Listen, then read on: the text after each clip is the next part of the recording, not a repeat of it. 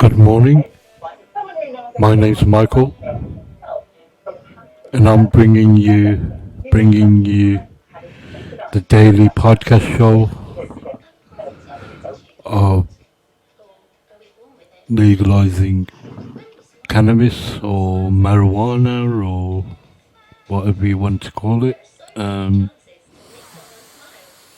It's a campaign not only to legalize marijuana but also discuss the whys, and which a big part of it is the average street dealer.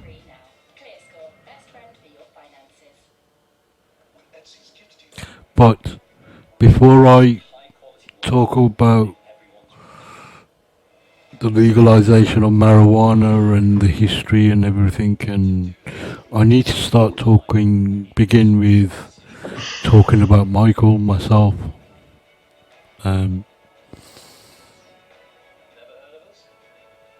Michael, for the past decade, has been suffering with severe anxiety and depression, agoraphobia, isolation,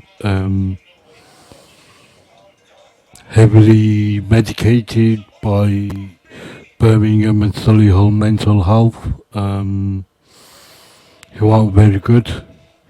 Their treatment is to suppress. It's like a band-aid, prescribing medications, which for me is just a paper of a big crack. It's not a treatment. There's no science involved. It's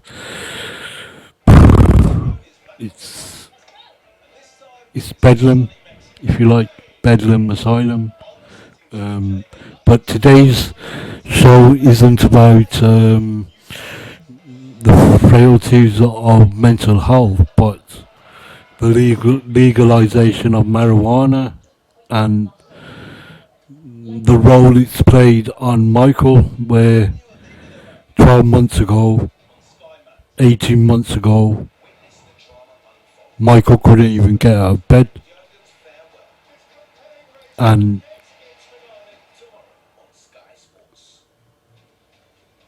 Michael couldn't get out of bed, and it's amazing now that Michael is, because Michael now is sitting on a sofa talking through this microphone. He's managed to set up a podcast and come onto YouTube, and there's progression that I can see. He can see something, and Michael can't explain what it is, and it's this legalization of marijuana where I'm taking it away from the street dealer. And don't get me wrong, the average street dealer, for me, you provide a mental health service that the mental health aren't providing for mental health patients, where medically it's been proven that cannabis is a depression and anxiety deterrent. Yet it's not readily available for so many people. People going into work with anxiety, people living their daily lives with depression, and a simple marijuana might be the trick. People, to alleviate anxieties, people drink coffee, they drink wine, they eat fatty foods, they do whatever it takes to make them feel good. But all it might just need is a little marijuana, cannabis smoke, and it might be the fix. It could be the fix. Yes, there's still a lot we don't know scientifically because there's no legalization, there's no regulation, there's no um, discovery, especially here in the United Kingdom. Whereas other countries, you look at Israel. Israel were the first nation to legalize marijuana for medicinal purposes. This is a fact. In Chinese medicine, Chinese, going back almost 5,000 years, there's been discoveries of ancient Chinese people using marijuana for medicinal purposes in Chinese medicine. If you look at uh, the Bengal, as I like to call it, not India. India, there is no India. The word India means indigenous.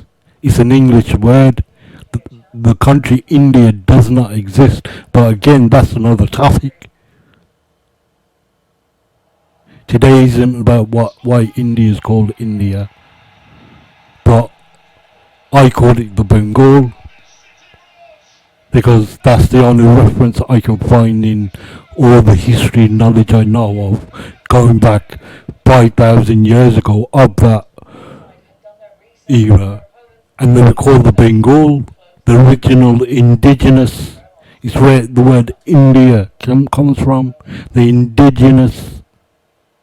That entire region between Bangladesh and going all the way down to Thailand and Malaysia and Indonesia and all of that would have been the Bengal. And cannabis is a cultural part of the Bengal, if you like. It's like when we talk about the Rastafari people who say cannabis and weed is part of their culture. It's part of the Bengali culture. The Bengal, it is part of our culture. And that's the history of where cannabis originated. It came from the indigenous of Asia,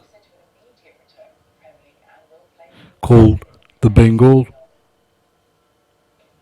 But yeah, this is Michael, and I'm bringing you the daily marijuana legalization podcast show. I'll be back later with more, and please digest what you're hearing. It's good information and it's good knowledge. Thank you. Take care. Goodbye.